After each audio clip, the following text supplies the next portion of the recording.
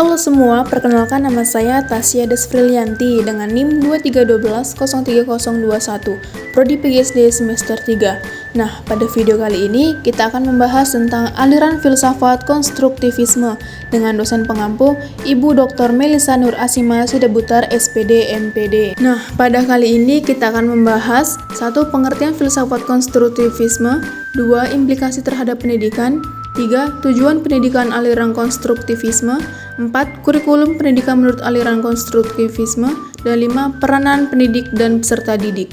Baiklah, langsung saja ke pembahasan. 1. Pengertian filsafat konstruktivisme. Dalam Kamus Besar Bahasa Indonesia, konstruksi berarti binaan, bangunan atau bentukan, sedangkan isme adalah aliran.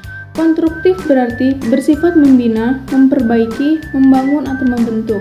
Dapat disimpulkan, pengertian konstruktivisme adalah aliran-aliran yang bersifat membangun, memperbaiki atau membentuk suatu kebenaran.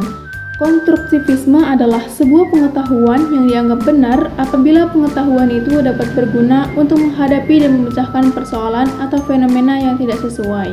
Filsafat konstruktivisme adalah sebuah aliran filsafat pengetahuan yang menekankan bahwa pengetahuan merupakan hasil dari konstruksi kita sendiri.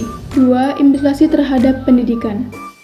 Konstruktivisme dikenal dalam dunia pembelajaran dengan tokohnya yaitu Jean Piaget dan Lev Vygotsky. Piaget mengembangkan teori mengenai perkembangan anak dan kaitannya sebagai belajar. Terdapat 2 proses utama, yaitu proses asimilasi dan akomodasi, yang terjadi ketika individu menggunakan kedua proses tersebut untuk membangun pengetahuan dan pemahamannya. Pendidikan yang diistilahkan oleh konstruktivisme adalah kegiatan mengajar, tetapi bukan mengajar dalam arti mentransfer pengetahuan dari seorang guru kepada murid. Mengajar dalam artian konstruktivisme lebih kepada kegiatan untuk siswa atau peserta didik membangun dan membentuk pengetahuannya sendiri. Nah, selanjutnya yang ketiga yaitu tujuan pendidikan aliran konstruktivisme. Tujuan pendidikan konstruktivisme lebih menekankan pada berkembangnya konsep dan pengetahuan yang mendalam sebagai konstruksi aktif dari peserta didik.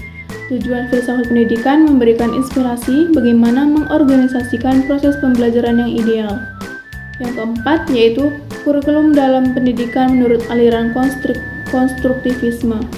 Menurut Driver dan Oldham menyatakan bahwa perencanaan dalam pembuatan kurikulum yang beraliran filsafat konstruktivisme tidak dapat dibuat dengan begitu saja, tidak dengan mengambil kurikulum standar yang menekankan siswa pasif dan guru aktif, sebagai cara menstaffer pengetahuan dari guru kepada murid. Dalam hal ini, pendidik bukanlah seorang yang maha tahu, dan peserta didik adalah yang belum tahu, yang menekankan pendidik untuk memberitahu. Dalam kurikulum bukanlah sebagai tubuh pengetahuan atau kumpulan keterampilan mengajar, tetapi lebih kepada program aktivitas di mana keterampilan dan pengetahuan dapat dikonstruksikan. Yang terakhir yaitu 5. Peranan pendidik dan peserta didik. Penerapan dalam proses pendidikan aliran konstruktivisme ini memberikan keleluasan pada peserta didik untuk aktif dalam proses pembuatan pengetahuan yang bermakna sesuai dengan pengetahuan yang dimiliki masing-masing peserta didik.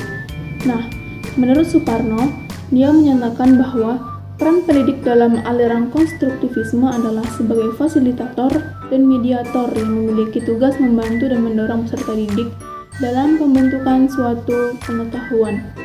Selain itu, pendidik juga wajib untuk mengevaluasi hasil dari proses pembangunan pengetahuan yang dilakukan oleh peserta didik, mengevaluasi hasil dari gagasan yang dibentuk oleh peserta didik, apakah gagasannya sesuai dengan apa yang menjadi tujuan pendidikan ataukah tidak.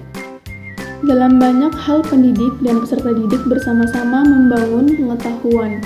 Dalam hal ini, hubungan di antara keduanya lebih sebagai mitra yang bekerja sama untuk membangun sebuah pengetahuan. Sekian video pembelajaran kali ini, sampai jumpa di video berikutnya. Terima kasih.